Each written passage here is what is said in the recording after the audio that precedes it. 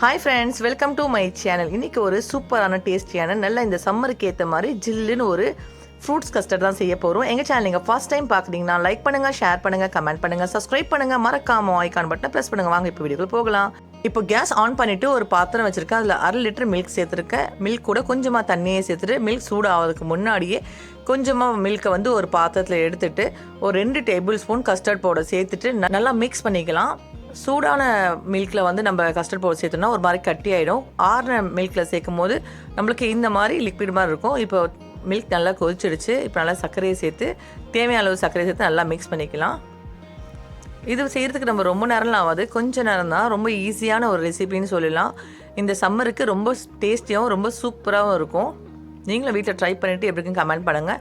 இப்போ நல்லா மிக்ஸ் பண்ணதுக்கப்புறம் இப்போ நம்ம கஸ்டர்ட் பவுடர் சேர்த்து நல்லா மிக்ஸ் பண்ணிக்கலாம். மிக்ஸ் பண்ணிட்டு கேஸை ஸ்லோவில் வச்சுக்கலாம், ரொம்ப ஃபாஸ்ட்டாக வச்சு மிக்ஸ் பண்ண தேவையில்லை. ஏன்னா ஒரு மாதிரி அடி பிடிச்ச மாதிரி ஆகிடும். இந்த அளவுக்கு திக்கானதுக்கப்புறம் இப்போ நம்ம இதை கேஸை ஆஃப் பண்ணிடலாம்.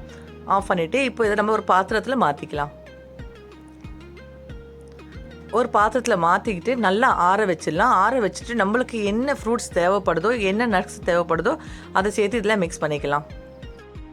கஸ்டர்ட் இப்போ நல்லா ஆறிடுச்சு. நான் வந்து ஆப்பிள் எடுத்திருக்கேன். ஒரு ஆப்பிள் எடுத்து கட் பண்ணி வச்சுருக்கேன். மாதுளப்பழம் ஒன்று எடுத்திருக்கேன்.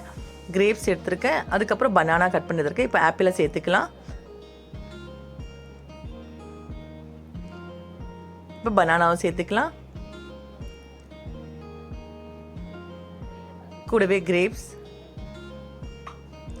மாதுளப்பழம்,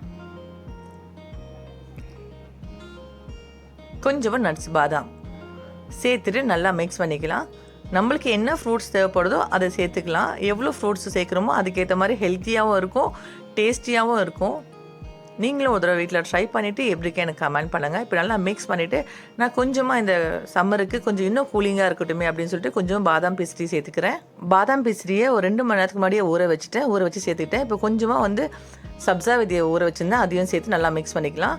நல்லா மிக்ஸ் பண்ணிவிட்டு ஒரு 2 ஹவர்ஸ் ஃப்ரிட்ஜில் வச்சு அதுக்கப்புறம் எல்லாருக்குமே பரிமாறுங்க. ரொம்ப சூப்பரான டேஸ்டியான ஃப்ரூட்ஸ் கஸ்டர்ட் ரெடி ஆகிடுச்சு. இந்த ரெசிபி நீங்களும் வீட்டில் ட்ரை பண்ணிவிட்டு எப்படி இருக்கு எனக்கு கமெண்ட் பண்ணுங்கள். இந்த வீடியோ உங்களுக்கு பிடிச்சிருந்தா லைக் பண்ணுங்கள், ஷேர் பண்ணுங்கள், கமெண்ட் பண்ணுங்கள், சப்ஸ்கிரைப் பண்ணுங்கள், மறக்காமல் ஐகான் பட்டனை ப்ரெஸ் பண்ணுங்கள். நெக்ஸ்ட் ஒரு வீடியோவில் சந்திக்கலாம். பாய் பாய் ஃப்ரெண்ட்ஸ். தேங்க்யூ ஃபார் வாட்சிங்.